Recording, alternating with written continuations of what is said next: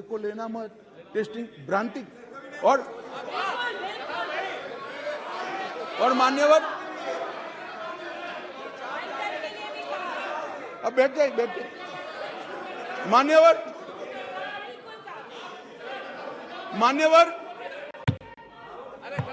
मान्यवर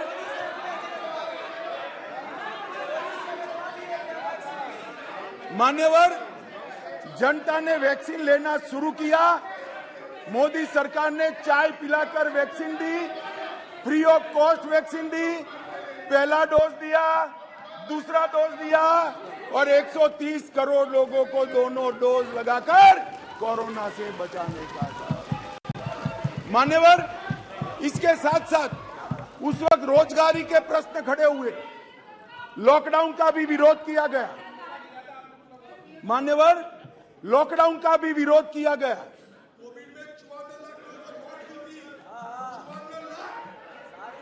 मान्यवर मान्यवर मान्यवर सबने कहा कि लॉकडाउन लगाओगे तो गरीब क्या खाए।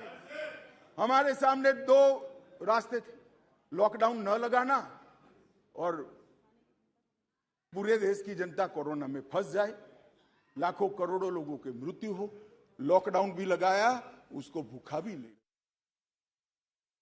को प्रति व्यक्ति प्रति माह 5 किलो अनाज ये लॉकडाउन के समय में हमने गरीब के घर में पहुंचाया और उसका चूल्हा चला करा। और वो हो सकता है देश के गरीब को, देश की जनता को नहीं है, क्योंकि उज्ज्वला योजना मोदी जी लाए, हर घर नल मोदी जी ने पहुंचाया, बिजली मोदी जी ने पहुंचाई, पीएम किसान 2.5 लाख करोड़ मोदी जी ने पहुंचाए, 3 करोड़ लोगों को घर दिया, 60 करोड़ लोगों को 5 लाख का स्वास्थ्य का खर्चा दिया, बैंक खाते 49 करोड़ से ज्यादा खुलवाए, डायरेक्ट बेनिफिट ट्रांसफर में 25 लाख करोड़ रुपया भेजा, 80 करोड़ गरीबों को वैक्सीन लगाकर अनाज दिया। अविश्वास आपको है, देश की जनता को अविश्वास नहीं है, वो मोदी जी के साथ। मान्यवर,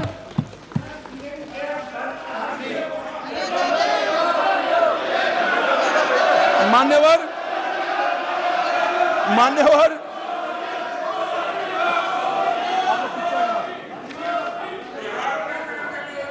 अध्यक्ष जी,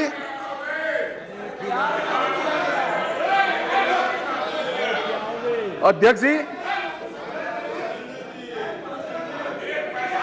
अध्यक्ष जी, अध्यक्ष जी, इस सदन में एक ऐसे नेता है, अरे यार सुनो ना, इस सदन में एक ऐसे नेता है जिनको आज तक 13 बार राजनीति में लॉन्च किया गया है और 13 ही बार फेल गए। उनका एक लॉन्चिंग मैंने देखा है, उनका एक लॉन्चिंग यहां सदन में हुआ था।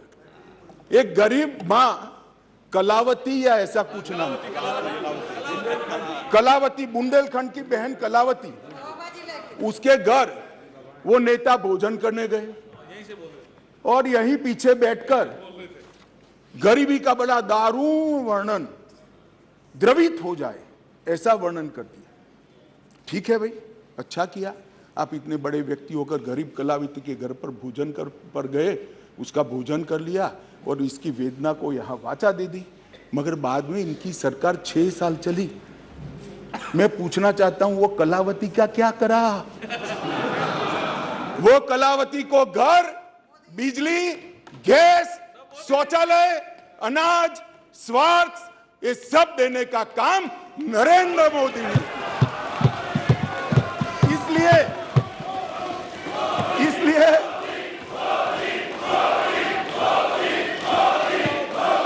इसलिए जिस कलावती के घर पर आप भोजन पर गए हो, इसी को भी मोदी जी पर अविश्वास नहीं है, वो आज मोदी जी के साथ है।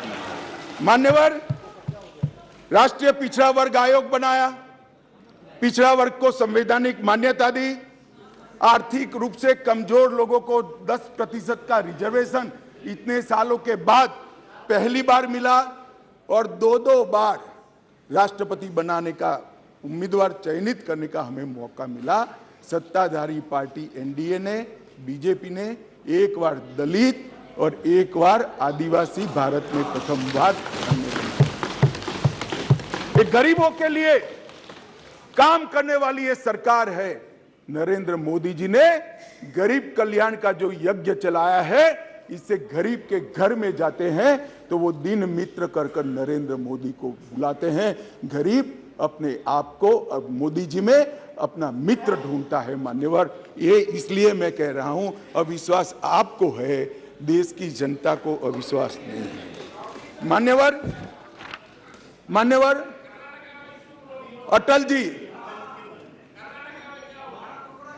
अटल जी इस देश को 11वीं अर्थव्यवस्था छोड़कर गए। अब अटल जी तो जन नेता थे, ज्यादातर सांसदों की तरह कार्यकर्ता के नाते काम करते करते, आइडियोलॉजी का प्रचार करते करते देश के प्रधानमंत्री बने। 6 साल तक चलाया। 6 साल में 15वें नंबर से 11वें नंबर पर लाए।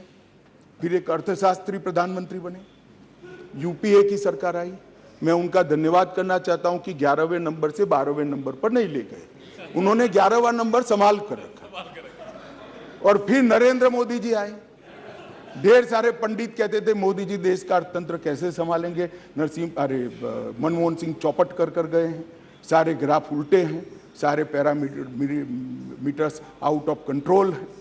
मगर गरीबों के घर से जन्मा हुआ ये आदमी, संघर्ष कर राजनीति में आया हुआ आदमी, सरपंच का चुनाव लड़े बगैर सफल मुख्यमंत्री बनने वाला ये आदमी नरेंद्र मोदी, इसने 9 साल में देश के अर्थतंत्र को 11वें से 5वें नंबर पर पहुंचाने का काम। और मान्यवर मुझे भरोसा है, मान्यवर मुझे तो भरोसा है, मेरे ज्यादातर साथी चुनकर भी आएंगे, वो भी देखेंगे। फिर से एक बार मोदी जी प्रधानमंत्री बनेंगे और देखते देखते 2027 तक देश दुनिया का 3रा नंबर का अर्थतंत्र। मान्यवर, अरे मैं नहीं कहता, आईएमएफ भी कहता है, सारे सर्वेक्षण वाले विश्व भर के कहते हैं कि डार्क जोन में ब्राइट स्पॉट अगर कोई है, ब्राउन स्पॉट कोई है, तो भारत का अर्थतंत्र है ना। अभी नहीं कह सकते, बैठ जाओ। नियम आपको मालूम होना चाहिए, नियम पढ़ लीजिए, अभी नहीं कर सकते। अरे भाई, आपकी पार्टी ने आपका नंबर ही बोलने में नहीं रखा है, क्या खड़े हो कर बोलते हो? आप लीडर ऑपोजिशन हो ना, आप चर्चा शुरू करते हो ना, बोलने देते हैं आपको। अब मेरे भाषण में क्यों बोल रहे हो आप? आपको बोलने नहीं देते आपके पार्टी वाले। बैठ जाओ। मान्यवर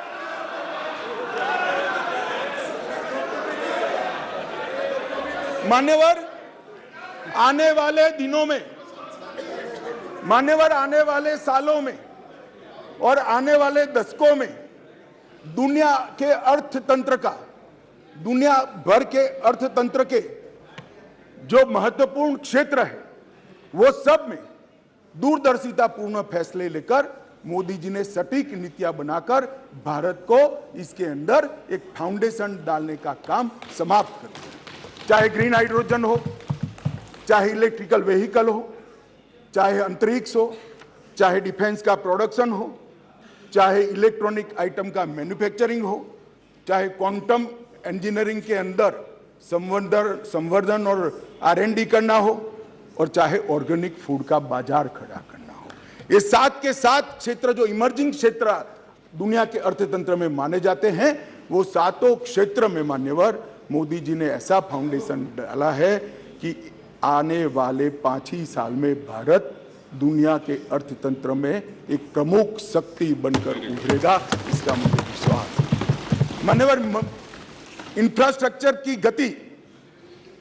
गति शक्ति के तहत सिर्फ 2024-25 तक 2 लाख किलोमीटर राष्ट्रीय राजमार्ग हम समाप्त कर देंगे। 2020-21 में 37 किलोमीटर प्रतिदिन बनाए हैं, 148 हवाई अड्डे बने हैं। मोदी जी के आने के पहले 74 थे, अब 148 हो गए। Vande Bharat semi high speed train शुरू हो चुकी है। 99,000 करोड़ की सागरमाला परियोजना, जो इंफ्रास्ट्रक्चर का बहुत बड़ा दूरगामी कदम है, वो पूरा हो चुका है। कार्गो हैंडलिंग की क्षमता देश की 79% बढ़ी है, अगले साल तक दोगुना हो जाएगी। और 27 ट्रेनों में मेट्रो उपलब्ध कराई है और भारत नेट 6.20 लाख किलोमीटर फैला दिया है। लाखों गांवों तक भारत नेट को पहुंचाने का काम। मान्यवर, इंटरनेट कनेक्शन में दुनिया में सबसे ज्यादा वृद्धि भारत ने दर्ज करी है, 231% की वृद्धि। और पूर्वोत्तर के लिए भी ढेर सारे एयरपोर्ट बनाने का काम नरेंद्र मोदी सरकार ने किया है। मान्यवर, स्वास्थ्य के बजट में भी 139% की वृद्धि नरेंद्र मोदी सरकार ने करी है। पिछले 8 वर्षों में 4,85,000 करोड़ रुपया खर्च किया गया। MBBS की सीटों में 93% वृद्धि और PJ की सीटों में 100% वृद्धि कर डॉक्टर की संख्या को दुगना करने का काम नरेंद्र मोदी सरकार ने किया है। मान्यवर, इतना ही नहीं, ढेर सारे विषय मेरे साथियों ने बहुत बताया। मुझे अभी मणिपुर पर भी बात करनी है। मान्यवर, नरेंद्र मोदी जी ने समग्र विश्व के अंदर नरेंद्र मोदी जी ने भारत का सम्मान बढ़ाने का काम किया है। मान्यवर, क्लाइमेट चेंज हो या टेररिज्म, ग्लोबल नैरेटिव सेट करने का काम आज अगर कोई एक देश कर रहा है तो हमारा महान भारत कर रहा है। मान्यवर, G20 का नेतृत्व जब हमें मिला